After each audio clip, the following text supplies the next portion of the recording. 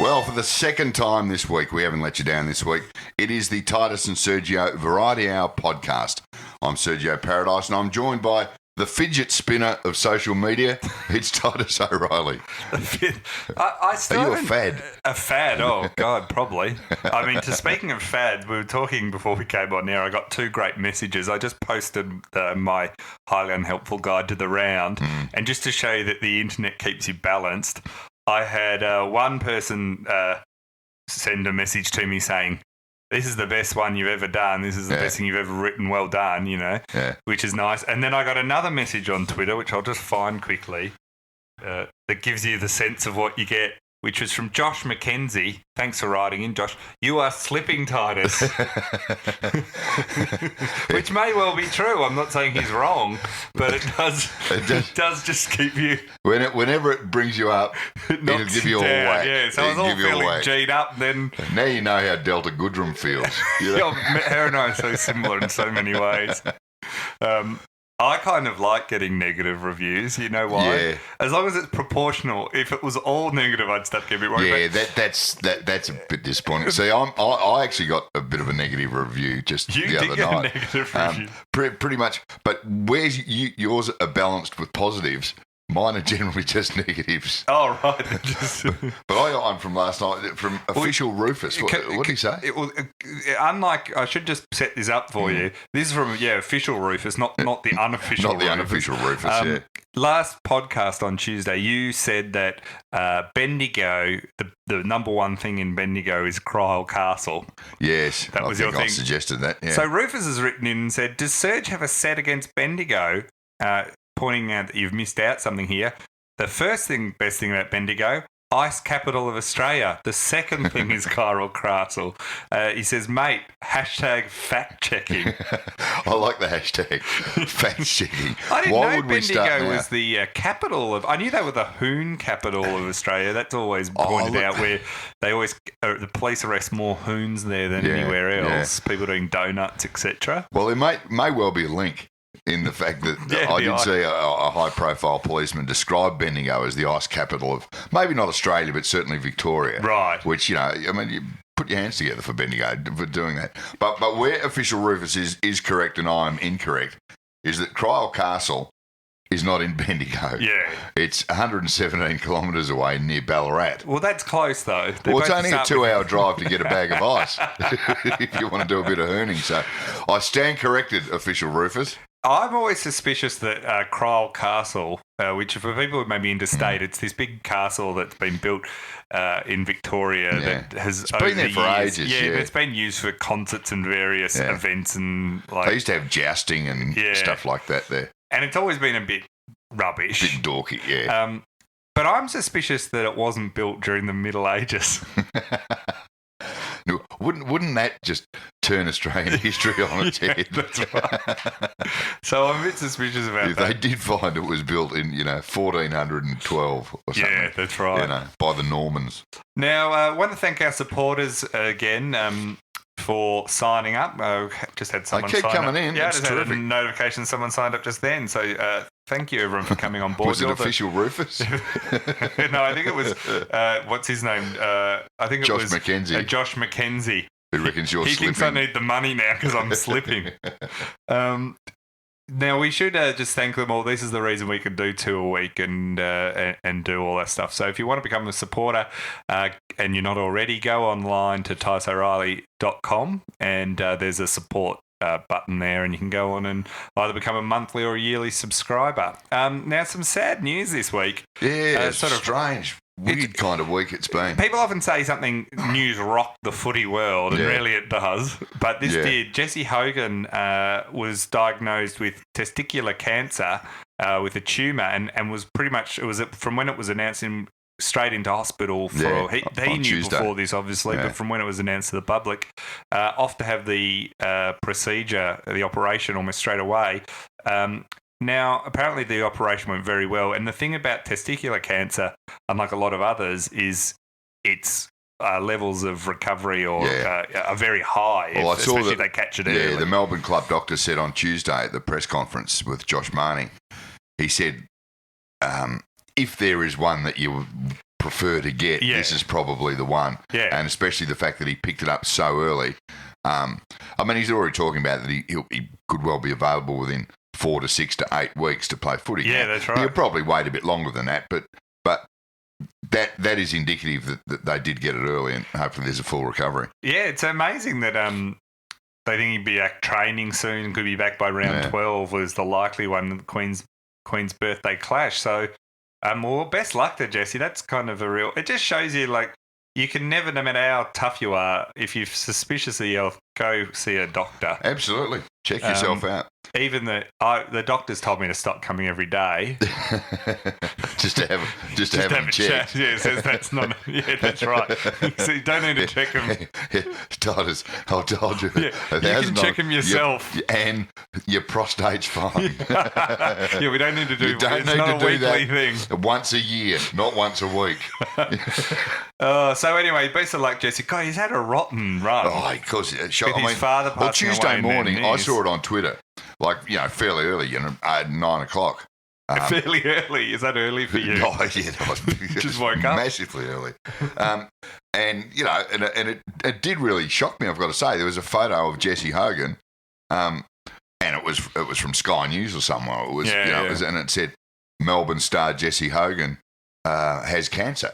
And I thought, Jesus. And then, within the next 5 minutes, there were more details, and you could find out that it was, what it was, the testicular, and hopefully we have full recovery. But there's certain cancers you don't want to, it's amazing, like, how it's so prevalent, cancer, and you kind of have a sense of which ones are the ones you don't want to get. We had a family relative who got pancreatic cancer. Yeah, that's not the one. That's one that you just instantly go, oh no, So there's ones like that.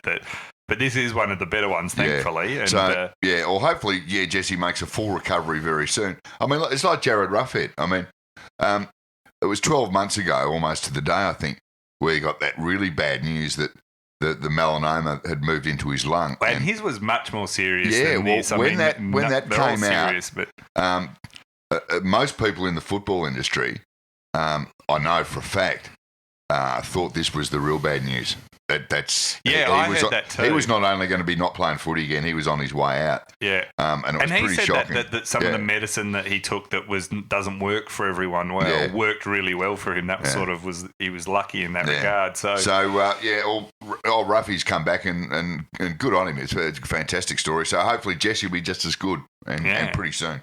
The other story that's sort of run a lot this week, all through the week, is the sledging wrap-up from the Mark Murphy incident. Since we spoke last, it came out that they'd been sledging him about, and this is all in the public sphere, and about Wayne Carey and his wife being together at some point in the past, and which Carey's come out and there's no evidence of this. It's been denied. And I was saying the other day, you often hear these things and everyone's sure they're true, and then you find out they're not. Carey says he's never even spoke to her, so he's never even met her. So you wonder how it starts, but they can take on a life of their own, these things. Yeah. And as you say, sometimes they're true. Do you regret starting that rumour now? Well, I should have gone, hashtag fact checking. Yeah, that's right.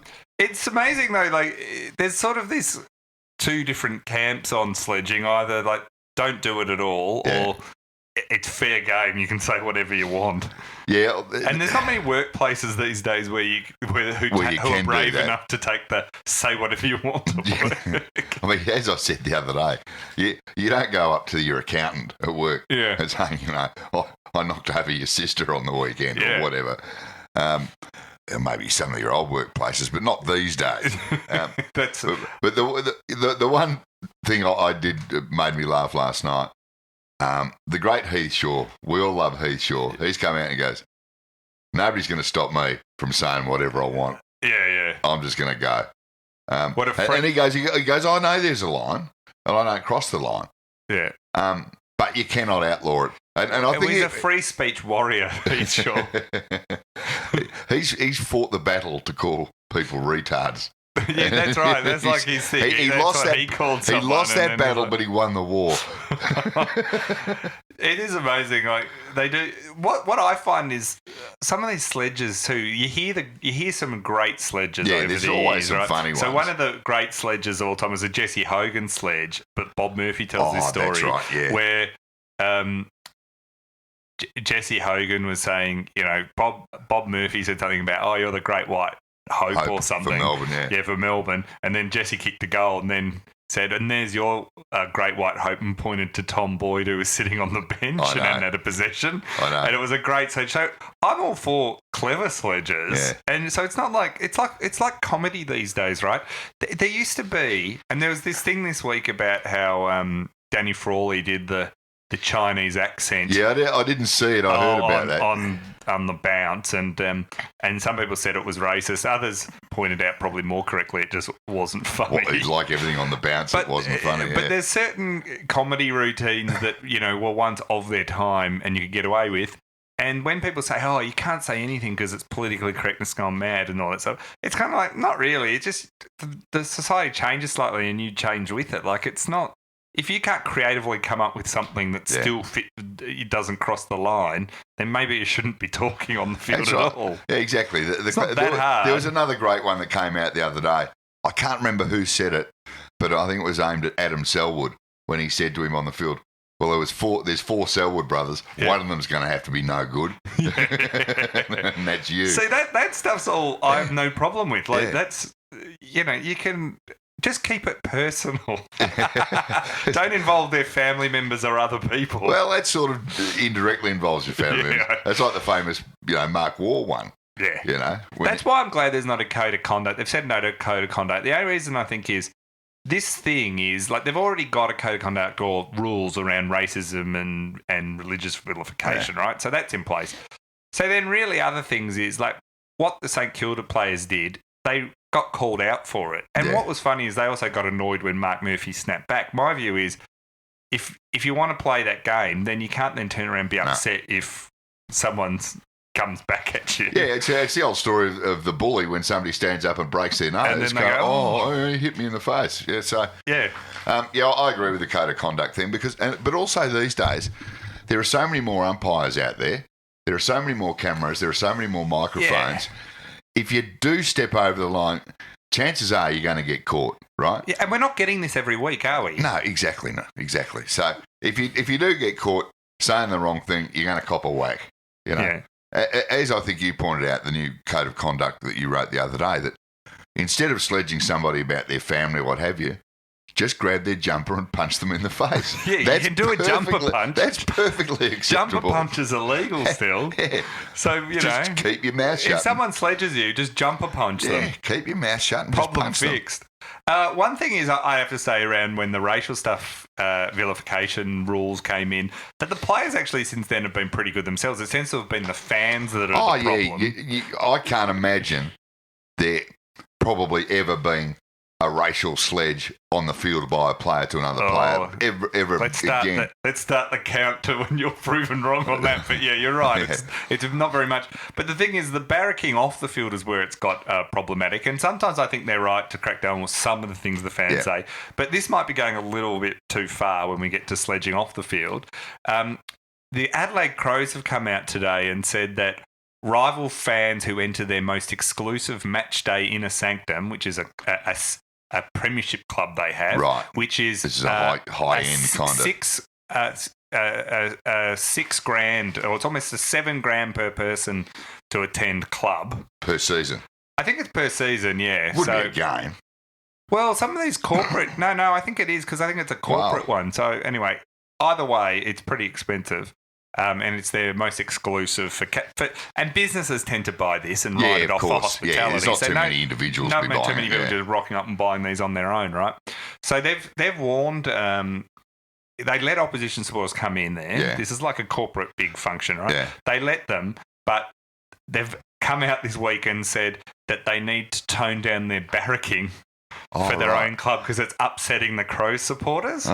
Apparently what happened, they sent a note out to everyone and they were say The big problem was there were vocal supporters of the opposition team during the Crows' 41-point loss to Melbourne last Saturday night. So some Melbourne supporters. So suggesting that there was some overly enthusiastic Melbourne supporters saying the wrong thing. Yeah, or getting a bit lippy. Now, wouldn't be a Melbourne supporter. We don't misbehave. Yeah. So it says good schools. He asked the members in this note that he sent out. This is the this is Andrew Fagan, the CEO of the Crows. He said he asked members, which include some of the state's top companies and business identities, to ensure their guests behave appropriately to avoid causing match day discomfort. Right, match day discomfort. That's a good new phrase. That's a good new phrase, isn't it?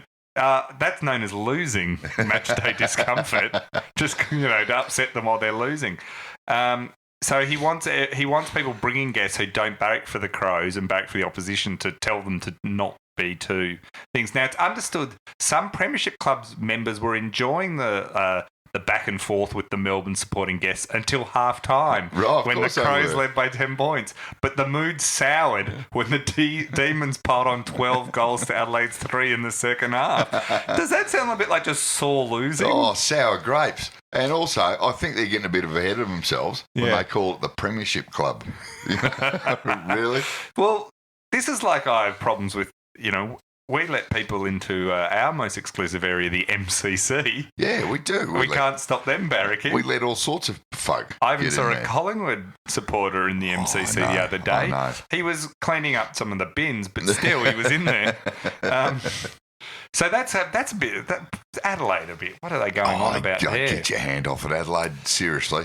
Now, the other thing we should mention about Adelaide is Adelaide this week bought a eSports company. Now, Serge, do you know what an eSports had to do a bit of digging. Team is? Had to do a bit of digging on this one, I've got to say. So eSports is competitive computer game playing against teams. So they get in teams and they play computer games. This is big business, this. It's exploded. Do you know what this is, though? This is one of these things where in everyone's life, no matter what, no matter how hard you try, the world moves on and you become too old to really wrap your head around things that younger people are doing because you haven't grown up with it as normal. So I remember my generation was the first to play computer games from when they were born right up to the current day. Yeah. So they never grew out of computer games. Computer games had become a legitimate thing to do. But competitive computer game playing online, that was bit before my time, bit after my time. I was about to say, So to me, the idea of watching or people...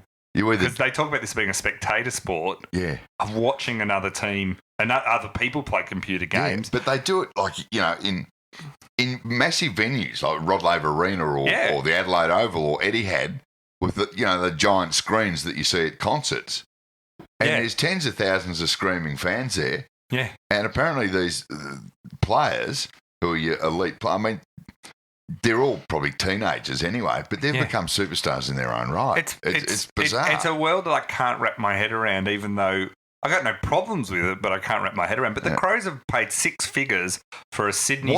What's in it for the Crows? Well, the Crows reckon this gets them access to a new market, youth, but also just this, and they're not doing it yet, but there's talk it might be rebranded, this team, as the Adelaide Crows. Oh, okay.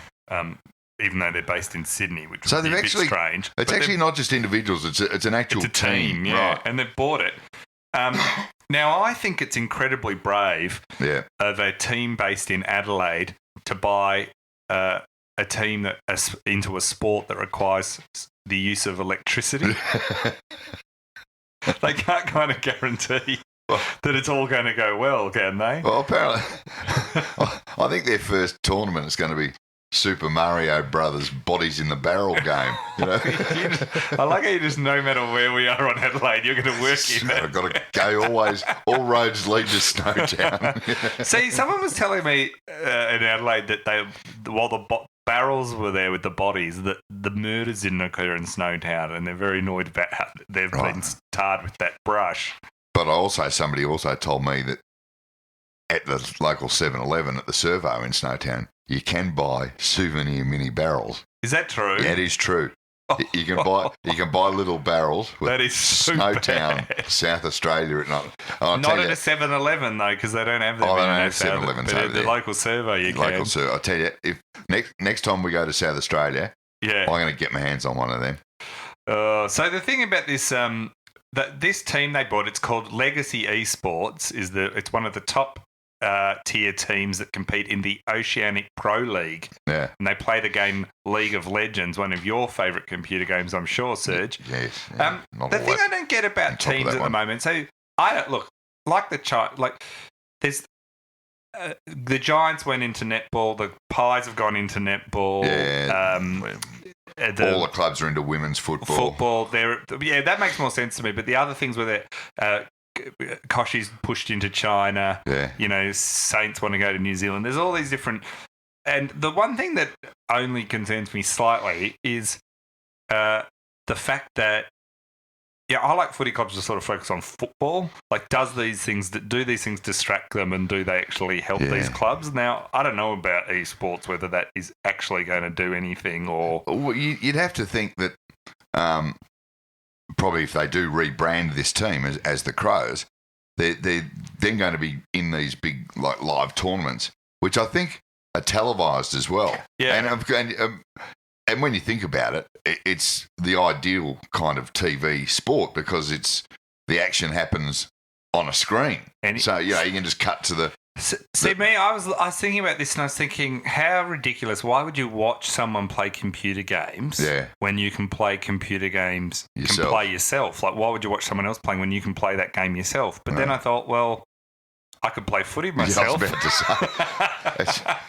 I don't mind a hit of golf, but I haven't been invited to the Masters anytime soon. I do on the other side recognise that just might be me stuck in my old ways, you know. So anyway, interesting. Good luck there to the Crows. Well, maybe. It could be the dumbest idea ever. I can't decide whether it's genius or stupid. But let's just hope people in the super boxes don't barrack too loudly when the eSports when the are on. Legacy eSports are That's right.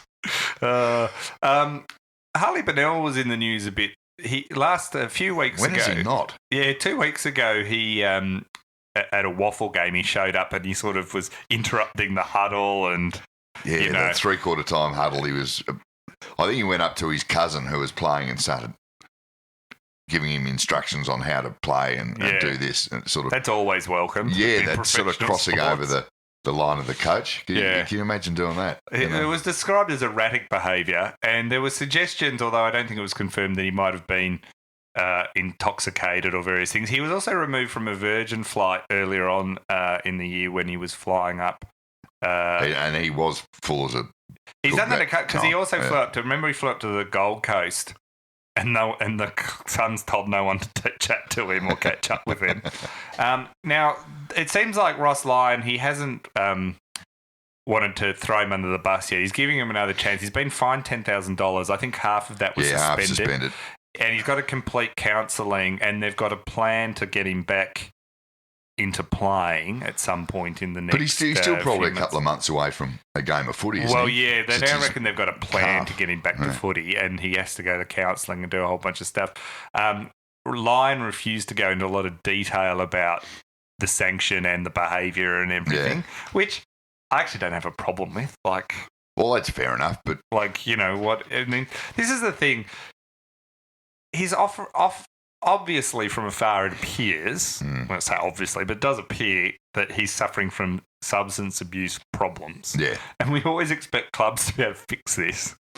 You've seen this, but you've said this in many a time. They're football players that are teaching footy. Most workplaces can't deal with this. They have to outsource it to someone who knows what they're... You know, these have got deep underlying issues that you can't fix overnight. And as you've said, and we've both agreed, is, you know, if I had a serious substance abuse problem... Yeah, what do you mean if?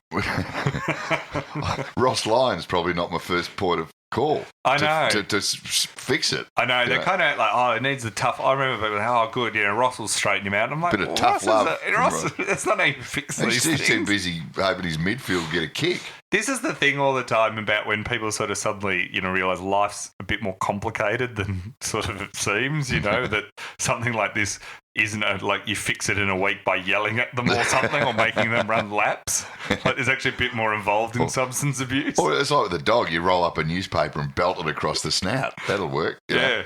And the other thing, whether or not old young Harley does have a problem with substance abuse or grog or whatever, it also does seem that he needs the structure of not just a footy club but playing football to keep him on the straight and narrow a bit. Well, I think it must help being busy and around people limits your ability to basically go off the rails. But the thing is, these are adults. Well, you can't lock them in a room all the time. Although you have suggested they should be kept in stables. Well, of course. I think footballers should be kept in stables and not let out. Yeah.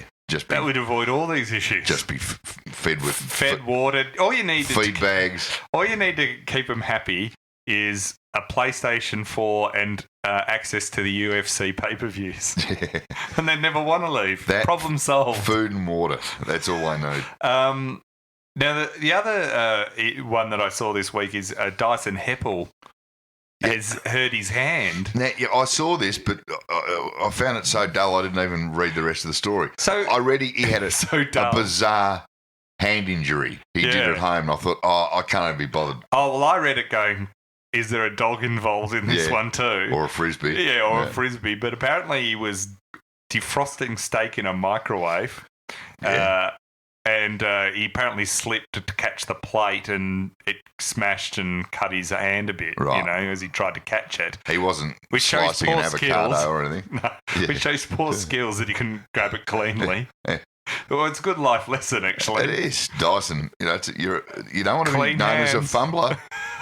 You don't want to be known as a fumbler. I was like, there seems to be a bit of a trend. I mean, footballers have always seemed to have injured themselves. In interesting ways, but there seems to be a bit they're really upped it recently. You're right. For people who have such elite sporting ability, coordination, they can be incredibly clumsy inside the four walls of their own home. Are they like, or even out? It's like they're evolved if they're outside their natural habitat of a footy oval.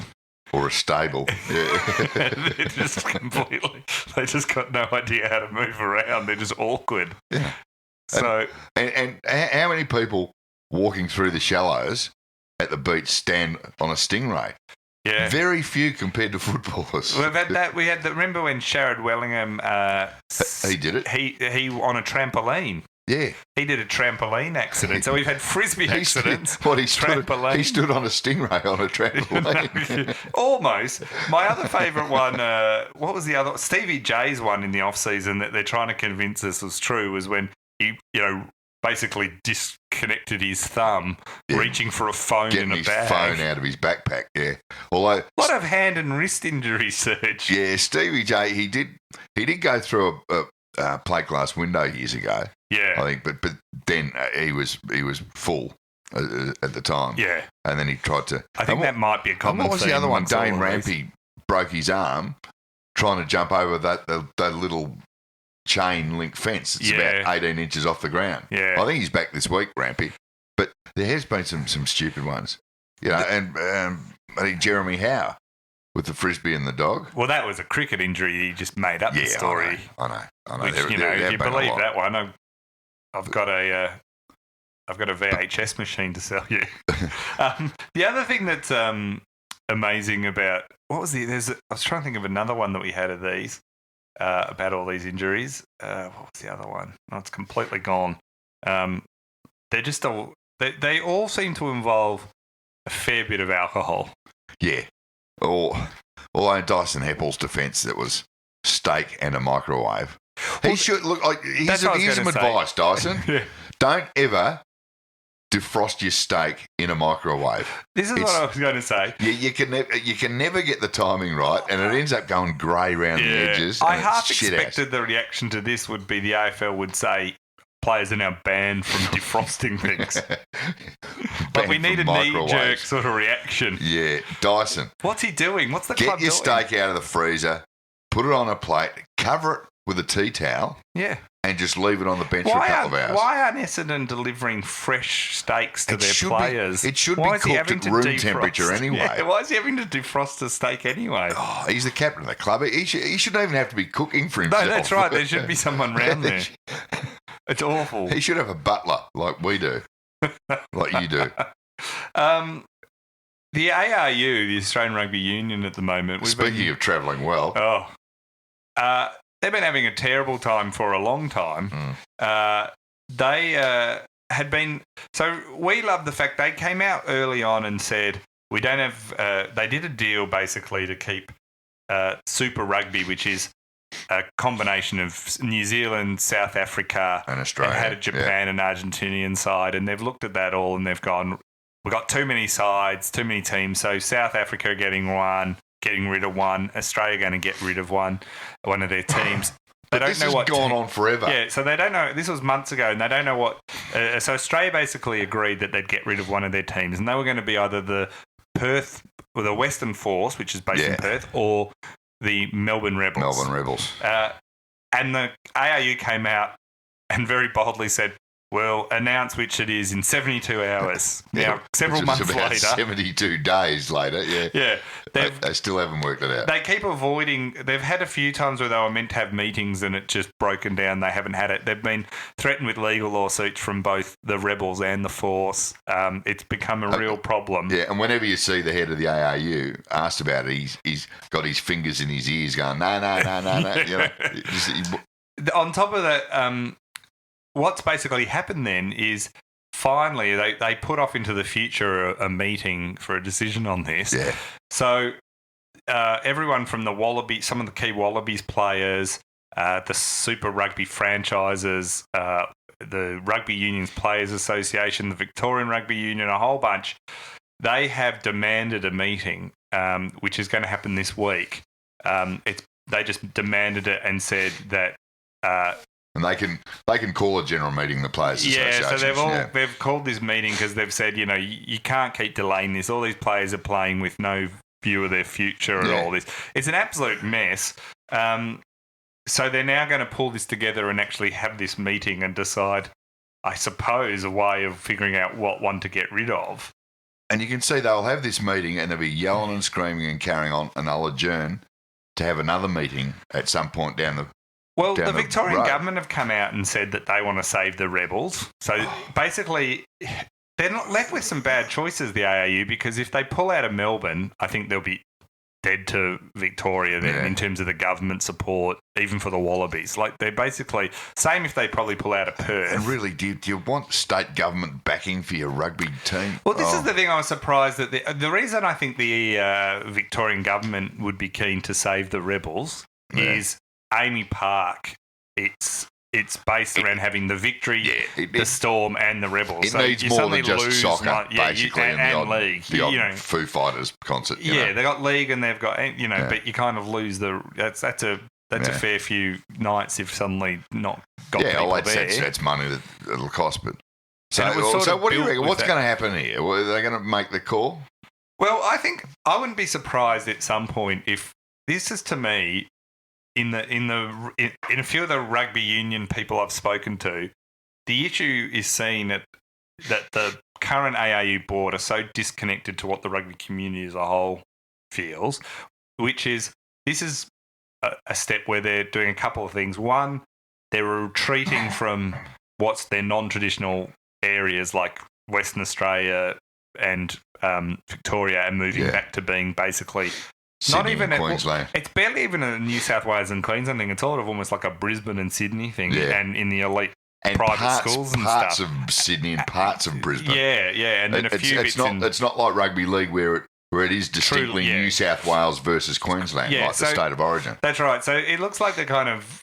So that's one, that's not great. So that's one element that they're not happy about. The other bit they're not happy about is there seems to be no plan on a grassroots level of how to grow the game. So you're losing ones at the top level, but there's also not a grassroots thing. Yep. And then secondly, it's also a case of they're doing things to please the South Africans and the New Zealanders and other international bodies and SANZAAR, which is the body that controls this, but it's not in the best interest of Australian rugby because you're going to have less elite teams so less players playing the elite sports. Now, you could argue we don't have the skill levels or base to cover the 5 teams we've got currently, but that's seen as a step backwards. It's not actually in the favour of Australian rugby of what they're doing. Yeah. So you'd wonder if they get challenged as a board at some point entirely, because it seems that their whole strategy I think that's going to be the next thing.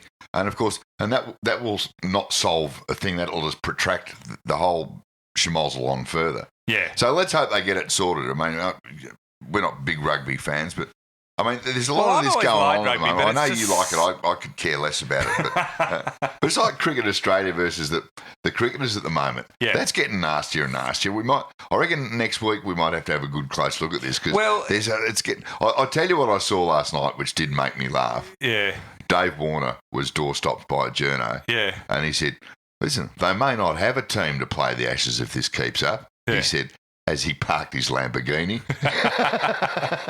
But the thing about this is...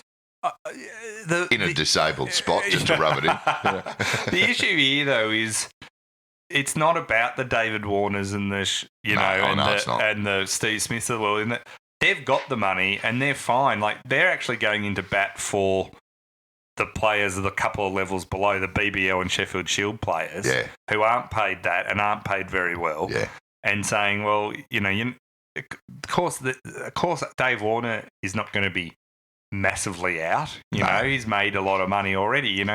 But that's what the Cricket Australia are trying to make out. They're all like that. It's just not the case. And it's the thing really where I think it's an ideology that I think Cricket Australia have gone into this with a very inflexible view of what they want to achieve, no matter what. They seem to have gone back, Cricket Australia, into that mindset that they had back in the 70s, where they had the World Series cricket thing. Yeah. They've gone into, hang on, we run cricket here, not you blokes. Yeah, you're irrelevant to us. And what's interesting about this stash at the moment is, like, it's like with the AFL and the AFL Players Association. Now, it's a bit of argy-bargy, but you knew they were going to get it sorted. Yeah, right? It didn't get to this level. But the cricket one just seems to be getting a bit nastier every day, and you wonder where it's going to lead. Well, their chair is... got a background in being quite aggressive on union negotiations and worked at other big ASX-listed companies. Yeah. And then you've got Pat Howard, who is, there to ruffle feathers and be hardcore. Yeah. And then you've got, I think they thought the Australia's Cricket Association and the cricketers would break, and they haven't. So that's what you're really getting into, like... It's going to be interesting. That could be weird. We might get someone on to talk about that. Yeah, we should maybe next week. But as we said, if they do strike, we're both available. I would happily... I'm not. I don't want to cross the picket line. You're not going to cross the picket line. I would cross a picket line any day of the week, but especially if there's... Any day of the week. Especially if there's a baggy green at stake. It wouldn't be a podcast of ours without mention of a cocaine bust in Sydney of a sportsman. No, it's been another beauty. This report came in. It said Western Sydney Wanderers star and former Socceroo Mitch Nichols has been charged with possession of cocaine at a Sydney nightclub. Now, Western Sydney Wanderers and A-League fans would take exception with that description of calling him a star. A star, yeah. Because he's actually been cut from Western Sydney Wanderers, Mitch has, at the end of this season, and was seen as not particularly having a great year. But he was at the Casablanca nightclub in Double Bay. It's always Double Bay or the Ivy. Yeah. Now, here's a word of advice to not just sportsmen in Sydney, just people in general. If you want to buy a bag of Coke, don't do it at the Ivy or in Double Bay. Yeah, avoid Double Bay. That's in where the alcoves at Double Bay. Every week, the cops raid them. So we've had NRL, AFL, A-League busts recently this year around cocaine. Yeah. So we need probably an ARU player to complete the set. Or AFL women's would be good.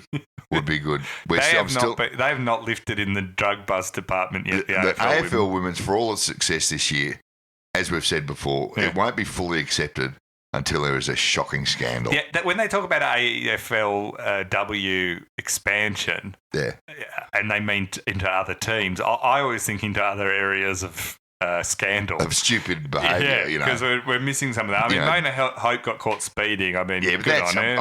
No, that's good. Like, it's a good start. It's not bad. But she needs to deck someone. Yeah, or Daisy Pearce needs to get into the dwarf arson business.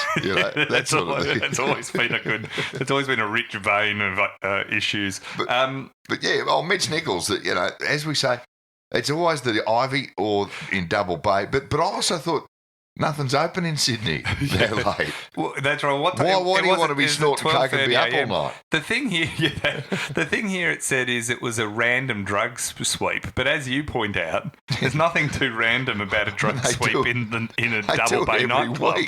They do it every week.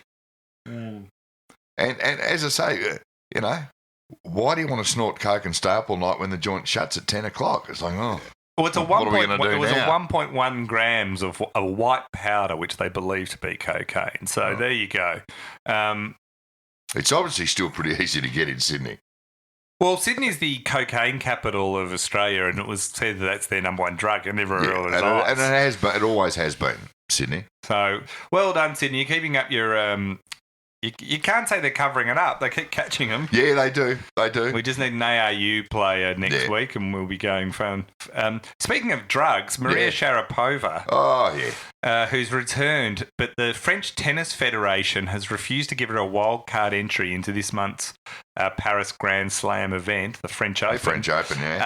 She's 3 tournaments into her return, and she's entered into all of them with a wild card entry because she lost all her ranking points. So sad. Due to her 2-year doping suspension, which was reduced to 15 months. So they haven't given it to her. Now, there's been a bit of conjecture on this, that the president of the French Tennis Federation has basically said, there's wild card for returning from injuries, but not from doping, and that it's his responsibility, his mission to protect the high standards of the game. Now, some people pointed out that other drug cheats have been allowed back in to the French Open before on wild cards. So, is this a rule? If this is not a hard and fast rule, then it's just purely at his discretion. Yeah, he just decided he doesn't really like it. So the old Shriek and Maria may have a bit of a point here. And it's kind of surprising because I think they've got a few... I think Serena's out and a couple others are out through the injury, so it's kind of... Roger Federer's not playing. One of their big draw cards, which would have been Maria Sharapova. Bernard Tomic will be there for the first couple of hours of the tournament. I don't think Kyrgios might be pulling out too. Oh, really? Yeah. Clay's not his surface. But also he had a few injuries and stuff. So you're looking like having no Maria. It looks like she is going to be able to qualify on the points she's already built up since her return for Wimbledon. So she will be going to that. Well, she have to qualify like they do here for the Australian Open and have to go and play on the outside courts at Mildura or somewhere just to qualify. No, I think she will get into Wimbledon on her own, but she's going to miss out on the French. Oh, okay, Wimbledon you're talking about. Yeah, but French she will miss out on, so she won't be there. Wimbledon's, that's what, July? That's a couple of months away, Wimbledon. She should have taken up AFL. She would have been welcomed back with open arms. Oh, she's been back by now. It's not fair at all with tennis. Well, it was her first strike. Nobody would have even known. Now, Serge, you and I have been putting aside our money to buy Channel 10. Which I think we need 100 million. I spoke to my good friend Jane Kennedy just the other day. Oh, name dropper? Yeah, as I said, from the D generation and Working Dog. And have you been paying attention? And I told her that of our plan, yours and mine, to crowdfund a $100 million purchase of Channel 10. She was most encouraging. She said, the good news for you guys, the price is dropping every week. So we might have some left over. We might have. So if we should add that our current fundraising efforts to buy Channel 10 are currently at $0. Yeah, I was about to say it certainly isn't in 8 figures. No. But it is interesting. We could be very close to being able to buy it. So if we can't buy Channel 10, or if we don't manage to, or we could maybe do both if the price is dropping. The other thing that's gone on sale this week, just this week's been announced, is the supercars. What, you can buy the whole supercars You can buy the supercars. outfit? Well, you can buy, this is the V8s. You can buy, it's the third biggest sport. It's officially up for sale with the majority owner of them putting $100 million plus price tag on buying I think it's a 65% share of the business, but it's the controlling stake. I reckon that's pretty cheap, to be honest. It's super cheap. Super cheap auto. Yeah. It's they're saying here that actually, even though you say it might be super cheap, they're saying a more realistic valuation is 70 to 80 million. So what do you get for that? I mean, so do you own all the teams? Or just the... You own... No, the team owners own 35% and you own everything else. You own the cars. Well, I don't know if you own the individual cars, but... I like the idea of having 30 or 40 cars that all drive that quick. Let me be clear. If you had $100 million, you could easily get 30 fast cars. That's a fair point. You don't need to buy. But hang on, I've already bought Channel 10. Yeah. Well, that's the thing. We can show it on Channel 10. That's the beauty of this. It's all about synergies.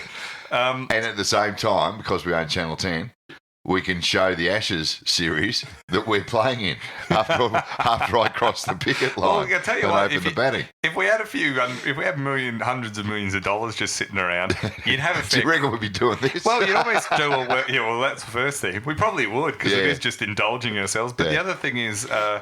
you could launch a rebel cricket league right now would be the time, wouldn't it? It would. Go around, sign everyone up, and the opposite of a BBL. If you're Channel 9 or if you're smart, you just go, well, come over and play for us. And we could, you don't even need the best players for a rebel BBL. We wouldn't get the Channel 9 ones. No, Channel 9 they wouldn't get in. You're not racist enough. You're on your way, but you're not quite there. As much as you try it on every now and then. 5 corporations are already registered their interest, of which we ain't one yet. News Corp and Fox. Sorry to butt in, but who would you be buying this from? So you'd be buying it from Archer Capital, which is a private equity firm. A private equity company, right. Other ones like Sports Entertainment Limited are another group. They're pretty big. They run major events and entertainment stuff. The other ones that they've put it in is TEG. Now, TEG owns Ticketek. Oh, there you go. A race would never get started. Their racetracks would be like just a really narrow, so there's too many cars on the track, and you can't get into, so you can't buy a ticket for it. Yeah, that's right. They actually outsource the ticketing to Ticketmaster, who are much better. But there you go. So that's some of the ones that are looking to buy it. So there you go, Serge. If you're interested in buying a sport.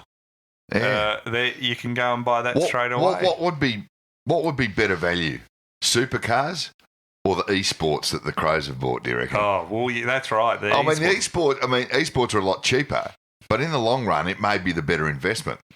Yeah, because pretty soon, V8 supercars as a sport will be no good because they'll all be self-driven. They'll all be drivers won't be required. Oh, it'll be like Uber. Yeah, but they'll all be just controlled by kids with handsets anyway. Giant combine remote control. Two of them. Yeah. Combine your esports and the supercars. Yeah, that's a good idea. Put all the drivers out of business. That's right. You can be more reckless too. If there's not human life involved. It'll be like that other stupid sport where nerdy blokes build robots and then fight them in it. Hang on, you just lost half our audience if you say that. Oh, okay, sorry. That's one of the great sports. That's the only good sport invented in recent years. The robot wars. Robot wars. We laugh now, but when the robots rise up and kill us all, they take over the world. That's where they're going to learn all their fighting skills. Yeah. And when that happens, the Rebels and the Western Force still won't know what they're doing. We'll never know what one. Super Rugby's likely to go under before we learn what sport. They're all likely to go under. So big weekend of footy. Going along to anything? Probably going to go see Melbourne and North on Sunday. Looking forward. I don't reckon I've seen North play live. Yeah. Since the Wayne Carey era, purely because Melbourne always play North at Etihad normally. And I don't do Etihad. Yeah. I don't do Etihad. It's too far. So they're playing at the G on Sunday, so I'm going to go and have a look at that one. Yeah. But that's what about yourself? No, I think I am going on to that one. And but you'll be in like the president's box. Or I'll be somewhere where we don't want opposition supporters to barrack. Well, it's against North, so that won't be a problem. Yeah, that's right. There's actually a few good games on this week. I was Collingwood Hawthorn Saturday night won't be a bad game. Well, really? Well, have you been drinking? Well, yes, but... Because I think it will be a bad game. Well, I know they're two of the bottom sides, but you see Hawthorn v Collingwood and you naturally think, oh, this will be a good game. Yeah, no, Collingwood are going to win, and I'll tell you why, because they're due one of those pressure-relieving wins. Yeah, that's true. That just keeps, them bubbling along where they are. Yeah.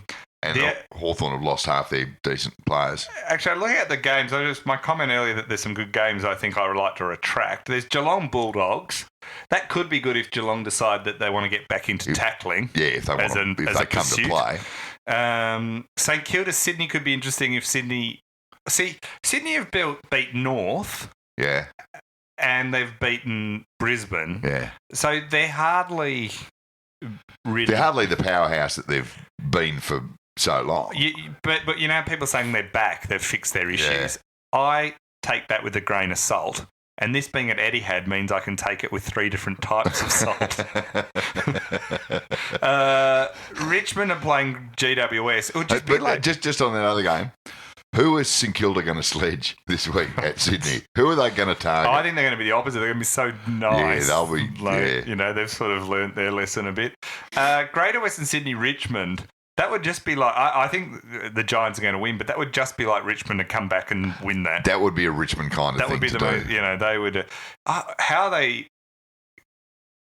One of the things I noticed all this week, in the aftermath of that, is Jack Rewalt had to front all the media, and he did a perfectly fine job. But one thing he kept pointing out was, why focus on the last 20 seconds when their first 3 quarters were so bad? We're appalling anyway. And I think the answer to that is, well, you can do both. They were both terrible. And it's actually kind of amazing that they managed to not play 3 quarters. Yeah. Still be in it. Be in the front with 20 seconds to go and then stuff it up again. So it's almost like when he says, you look at the first 3 goals, I'm like, yeah, we're doing that too. Yeah, you can. They're not mutually exclusive. You can dwell on both poor performances. You were awful in different ways. Like, that's the flexibility of Richmond. They can be awful in all sorts of contexts. You pointed out only 24 hours ago that only now is Richmond players starting to flood into the back line. They're just getting there now. Yeah. Then there's Brisbane Adelaide. Well, Adelaide will be thrilled to finally get a win. Yeah. Surely Adelaide will win that. They'll win that. Then Collingwood Hawthorn, Essendon West Coast. I think Essendon are going to struggle against West Coast. They'll fall over again, Essendon. They had their good game last week. Well, also they were playing a team that laid the lowest tackles since we've counted tackles. Yeah. So, if they couldn't win that one. Melbourne North, we'd mentioned. It's probably the game of the round, Oh, yeah, it probably is. I reckon Geelong Bulldogs Geelong on the Footscray, but yeah. Because Geelong, they've got to get a bit better at some point. They've got to be... You always think teams are going to be shamed into being better after a performance like that, but they're not always... It doesn't always work, yeah. Shame is not always a good motivator, I've found, in my own life. And then Freo Carlton. Oh, that'll be a dull game. Yeah. That will be just Freo a were very shocking... lucky to win last week. I mean, you think about it. If they were playing any other side at all... Any other side, AFL side, they would have flooded back, and Mundy wouldn't have got the mark. Lockie Neal wouldn't have got the clearance. Yeah, they would have lost. It makes me think: who's more cursed, Richmond or Melbourne? Oh, gee, you'd like to think Richmond, but I mean, you could make an argument. They've won premierships more recently. You can make an argument for both sides. Anyway, it should be good. It'll be a good weekend. And Gold Coast and Port. They've got to buy. They're on their way back still from... They're actually in the marquee having a drink. It just looks like they're not playing this week. Anyway, on that note, we'll be back on Monday. We will for a big wrap-up, which will prove all our tips wrong. Games. Yeah. And we will see you then.